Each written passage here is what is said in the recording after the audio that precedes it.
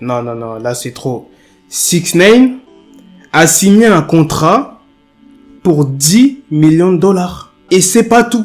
Bref, je vais tout vous expliquer dans cette vidéo. Comme d'habitude, les frérots, je compte sur vous pour lâcher un maximum de pouces bleus. Et c'est parti. L'ancien label de 6ix9ine qui s'appelle 10K Projects Records, qui a été créé par Elliot Grange, lui a proposé un deal à plus de 10 millions de dollars. Ça veut dire que à sa sortie de prison, 6ix9ine devra réaliser 2 albums. Ça veut dire qu'il devra aller direct au studio.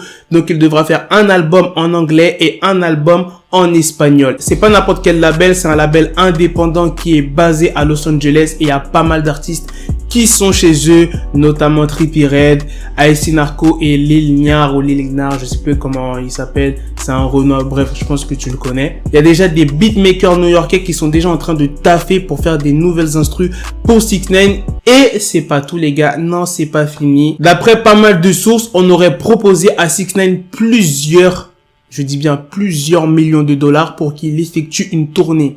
Donc là déjà, ça va être très dangereux. T'imagines 6ix9ine en tournée à sa sortie de prison?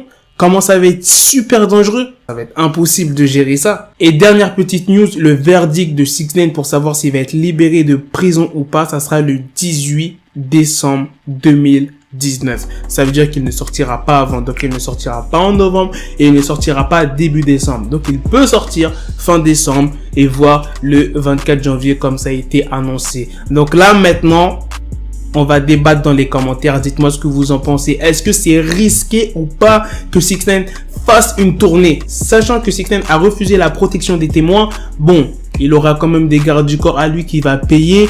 Mais c'est chaud. Ça veut dire que 6ix9ine, en sortant de prison, il va être plus riche que quand il est entré en fait. Franchement, je m'attendais pas à cette news, mais 6ix9ine avait dit de toute façon qu'il allait continuer sa carrière de rappeur. Mais franchement, je m'attendais pas à ça, un contrat à 10 millions de dollars. T'imagines le nombre de personnes qu'il faudra déployer pour assurer la sécurité d'une tournée, hein? En plus, aux États-Unis, quand ils font des shows, c'est pas des petites tournées, c'est pas des petits shows. Des fois, c'est dans des endroits ouverts.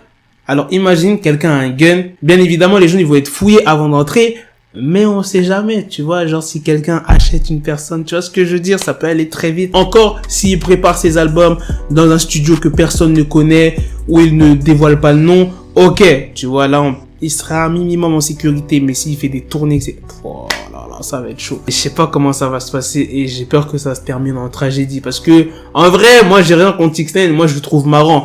C'est pas un gars où j'explose de ouf ses musiques. Mais voilà, je le trouve marrant et j'aimerais pas qu'il meure quand même. J'aimerais pas. Bref, dites-moi ça dans les commentaires pour cette grosse news pour le contrat à 10 millions de dollars et le verdict de 6ix9ine qui sera le 18 décembre 2019. À la prochaine les gars pour de prochaines vidéos. Peace.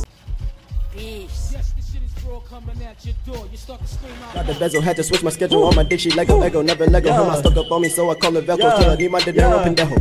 Hit my metro if it's about to pencil like it's Go Diego. Make it right on schedule. Got a pistol on me with the dick extendo. Bitches in the back just like a fucking echo. Ay, that bitch told me you got pencil dick. She grip on my dick like a selfie stick. I got a big gun, I need help with it. To wet your babe up, Michael fell with it.